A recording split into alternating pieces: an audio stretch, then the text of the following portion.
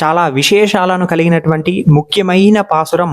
రామానుజాచార్యులకు తిరుప్పావై జీయర్ అనేటువంటి పేరు రావడానికే కారణమైనటువంటి పాసురం ఈ 18వ పాసురం. ఈ పాసురంలో గోదాదేవి అంటుంది, ఊందు మద కలిత్తన్ ఓడాద తోల్వలియన్ నందగోపాలన్ మరుమగలే నప్పిన్నాయ్ కందం కమలం కులలి கடைத்தெரவாய் பந்து எங்கும் கோழி அலைத்தனகான் மாதவை பந்தல் மேல் பல்கால் குயிலினங்கள் கூவினக்கான் பந்தார் விரலி உன் மைத்துனன் பேர்பாட செந்தாமரை கையால் சீரார் వలై ఒలిప పందు తెరవాయ్ మగిలిందేలోర్ ఏంబావాయ్. బాగా బలిష్టంగా ఉన్నటువంటి మదగజాన్ని కలిగినటువంటి వాడు నందగోపుడు. అటువంటి మదగజాన్ని తన అదుపులో పెట్టుకున్నటువంటి వాడు నందగోపుడు. నిజానికి నందగోపుని ఇంట ఆవులుదా ఉంది, పశు సంపద మాత్రమే ఉంది. మరి ఈ ఏనుగు ఎవరు అంటే మన కృష్ణుడే. కృష్ణుణ్ణి కలిగినటువంటి వాడు, కృష్ణుణ్ణి అదుపులో పెట్టుకున్నటువంటి వాడు అని అంటుంది. కృష్ణుడు అనుకుంటే ఏ రూపాన్నైనా పొందగలడు. ఇప్పుడు ఈ పాసురం నుండి కృష్ణుడు ఒక ఇంటివాడులాగా కనిపిస్తాడు.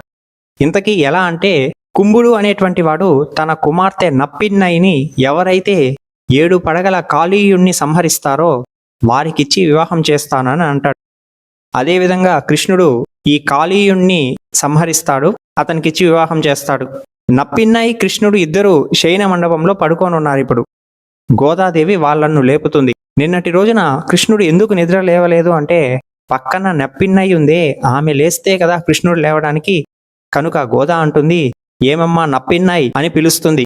కానీ బదులు లేదు లోపల నుండి. గోదా అంటుంది, నువ్వు లోపల ఉన్నావని నాకు తెలుసు. నీ యొక్క తల పైన ఉన్నటువంటి కొప్పు యొక్క సువాసన అనేటువంటిది బయటకు వస్తున్నదే అని అంటుంది. మేము కృష్ణుణ్ణి సేవించాలని కొప్పులు వేసుకోకుండా బయట వేచున్నాము. నువ్వేమో కొప్పులు వేసుకొని లోపల బాగా సేవిస్తున్నావు. కొంచెం తలుపులుదా తీయమ్మా అని అంటుంది. ఆ కృష్ణుని యొక్క పరిమళాలుదా మా పైన కూడా పడని అని అంటుంది గోదాదేవి. నప్పిన్నాయి అంటుంది, భార్యాభర్తలు ఏకాంతంలో ఉన్నప్పుడు ఈ విధంగా అంత ఇబ్బంది పెట్టకూడదు. కృష్ణుడు లేచాక సేవించుకోవాలి.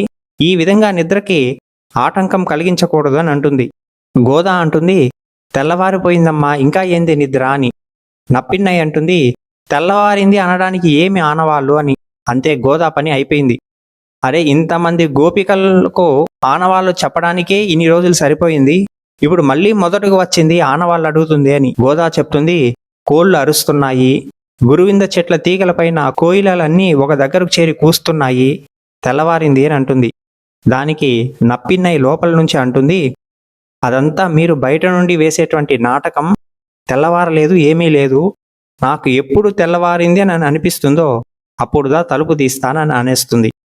గోదా అంటుంది, అయ్యో అలాంటి పని మాత్రం చేయకమ్మా, మేము ఎంతో దూరాల నుండి వచ్చున్నాము, దయచేసి తలుపు తీయి, కృష్ణుణ్ణి సేవించుకుంటామని అంటుంది.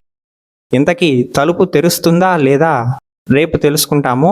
ఇప్పుడు రామానుజాచార్యులకు ఎందుకు తిరుప్పావై జీయర్ అనేటువంటి పేరు ఈ యొక్క పాసురం ద్వారా వస్తుందో తెలుసుకుందాం. యథావిధిగా ప్రతిరోజు రామానుజాచార్యుల వారు వారి ఆచార్యులు గురువు గారి ఇంటికి భిక్షకు వెళ్తాడు. ఎప్పుడంటే మార్గలి మాసం 18వ పాసురం రోజు అదే విధంగా వెళ్తాడు. భిక్ష కోసం వెళ్ళి ఈ 18వ పాసురాన్ని మనసులో చెప్తూ అతని యొక్క ఆచార్యుల ఇంటి ముందు నిలబడుకొని ఉంటాడు. ఉన్నట్టుండి ఆచార్యుల కుమార్తె వచ్చి తలుపు తీస్తుంది. అంతే, సాక్షాత్తు నప్పిన్నయ్యే వచ్చి తీసిందని ఆచార్యుల కుమార్తె పాదాలపైన పడుతాడంట రామానుజాచార్యులు. చూడండి, రామానుజాచార్యులు పాదాలపైన పడేంతటి స్థితికి తెచ్చినటువంటి పాసురం ఈ 18వ పాసురం. అందుకే రామానుజాచార్యులను తిరుప్పావై జీయర్ అని చెప్పి పిలుస్తారు. ఆండాల్ దివ్య తిరువడిగలే శరణం.